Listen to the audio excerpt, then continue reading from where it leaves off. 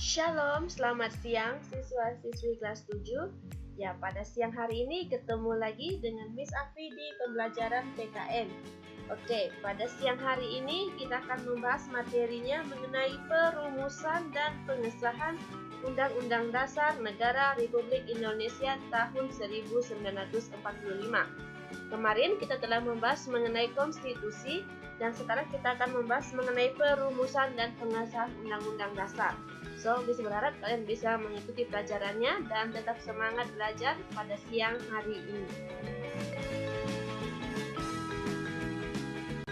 Ya, di dalam perumusan dan pengesahan Undang-Undang Dasar, kita akan membahas 3 materi atau 3 poin penting. Yang pertama, mengenai perumusan dan pengesahan Undang-Undang Dasar tersebut. Yang kedua, arti penting dari Undang-Undang Dasar. Dan yang ketiga, peran tokoh perumusan undang-undang. Tetapi yang pertama atau hari ini kita akan membahas mengenai perumusan dan pengesahannya dulu. Kedua poin berikutnya kita akan membahas di pertemuan selanjutnya. Apakah yang dimaksud dengan Undang-Undang Dasar? Menurut E.C.W.S. Wade, Undang-Undang Dasar adalah naskah yang memaparkan rangka dan tugas-tugas pokok dari badan-badan pemerintahan suatu negara dan menentukan cara kerja badan-badan tersebut. Jadi menurut beliau adalah Undang-Undang Dasar merupakan suatu naskah yang memaparkan tugas-tugas pokok dari badan-badan pemerintahan suatu negara. Itu menurut E.C.S. Wade ya. Di dalam negara yang menganut demokrasi, Undang-Undang Dasar mempunyai fungsi yang khusus, yaitu membatasi kekuasaan pemerintahan agar penyelenggaraan kekuasaan tidak bersifat sewenang-wenang atau sesuka hati. Dengan demikian, diharapkan hak-hak warga negara akan lebih terlindung. Nah, gagasan ini disebut dengan konstitusionalisme. Konstitusionalisme adalah paham tentang pembatasan kekuasaan dan jaminan hak rakyat melalui konstitusi. Nah, tahukah kalian apa itu konstitusi?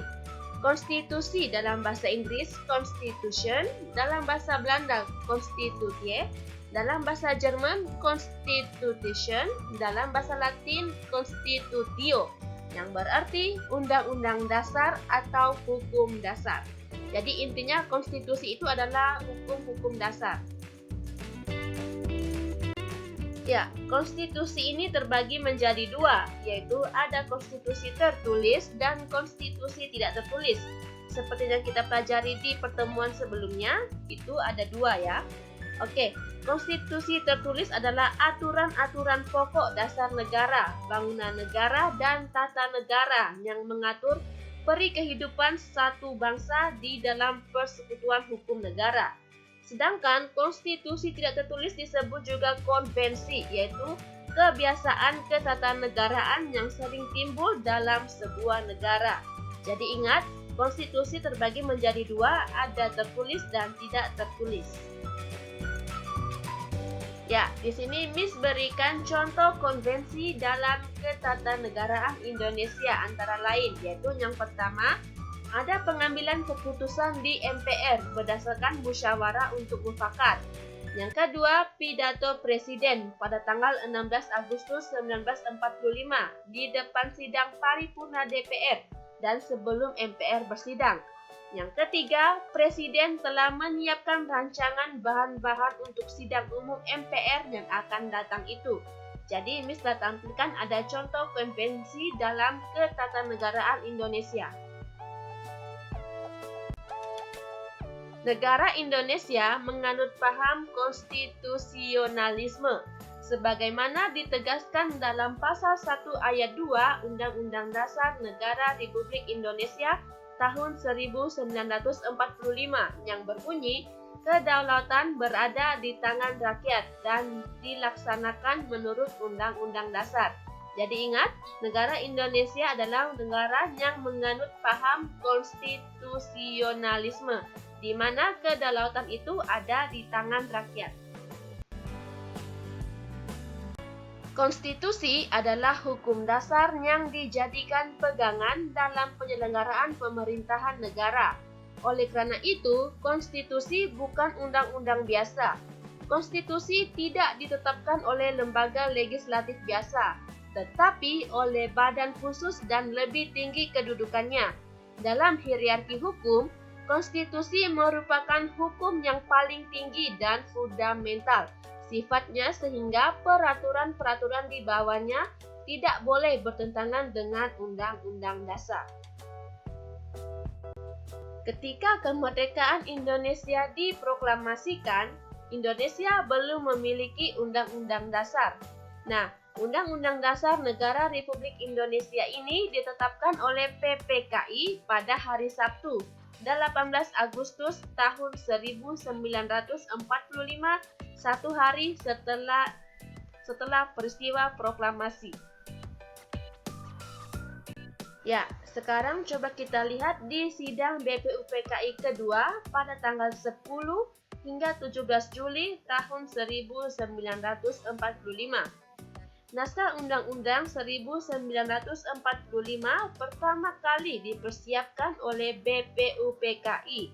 Hal ini dilakukan pada masa sidang kedua, tanggal 10 Juli sampai dengan 17 Juli 1945. Saat itu dibahas mengenai hal-hal teknis tentang bentuk negara dan pemerintahan baru yang akan dibentuk. Nah, dalam masa persidangan kedua tersebut, dibentuk Panitia Hukum Dasar dengan anggota 19 orang yang diketuai oleh Insinyur Soekarno. Kemudian panitia ini dibentuk panitia kecil lagi yang diketuai oleh Supomo dengan anggotanya terdiri atas Wongsonegoro, R. Soekarjo, Maramis, Panji Singi, Haji Agus Salim, dan Sukiman. Pada persidangan tanggal 10 Juli 1945, panitia kecil memberikan laporan tentang rancangan pembukaan hukum dasar, pembahasan awal tentang bentuk negara dan batas negara. Selanjutnya, pada sidang tanggal 11 Juli 1945, lanjut pembahasan mengenai batas negara, pembahasan rancangan awal Undang-Undang Dasar, dan dibentuk panitia perancang Undang-Undang Dasar. Selanjutnya, panitia tersebut membentuk lagi panitia kecil perancang Undang-Undang Dasar. Panitia kecil perancang Undang-Undang Dasar pada tanggal 13 Juli 1945 berhasil membahas beberapa hal dan menyepakati antara lain ketentuan tentang lambang negara, negara kesatuan, sebutan Majelis Permusyawaratan Rakyat, dan membentuk panitia penghalus bahasa yang terdiri atas Djajadiningrat, Salim, dan Supomo. Rancangan Undang-Undang Dasar tersebut diserahkan kepada panitia penghalus bahasa. Lalu selanjutnya, pada tanggal 14 Juli 1945, BPUPKI mengadakan sidang dengan agenda pembicaraan tentang pernyataan kemerdekaan. Panitia perancang Undang-Undang Dasar melaporkan hasilnya. Pasal-pasal dari rancangan Undang-Undang Dasar berjumlah 42 pasal.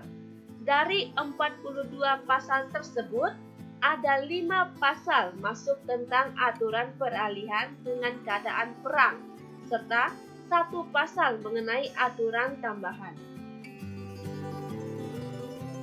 Selanjutnya, pada sidang 15 Juli 1945, dilanjutkan dengan acara pembahasan rancangan Undang-Undang Dasar.